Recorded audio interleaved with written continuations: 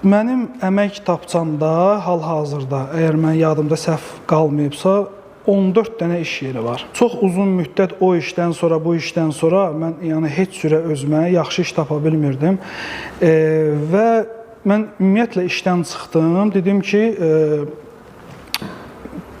300-500 manatlıq işlərdə mən haçana qədər işləyəcəm. 2019-cu ildə mən bir də arxaya baxdım ki, mənim arxamda heç nə yoxdur.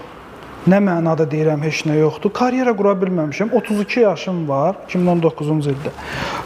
Baxdım ki, mənim 32 yaşım var. Arxada da bir pul qazanmamışam, yaxşı karyera qura bilməmişəm.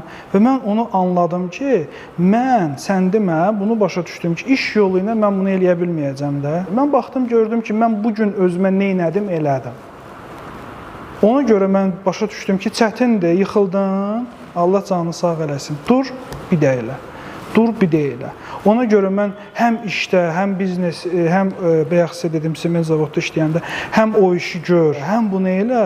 Və mən başa düşürdüm ki, bu əziyyətin bəhrəsi günlərin bir günü odur ki, sən artıq biznesini quracaqsan və biznesinin çörəyini yeyəcəksən. İnsanın ikinci şansı qalmayanda, çarəsi qalmayanda, onun bir dənə yolu var qabağa.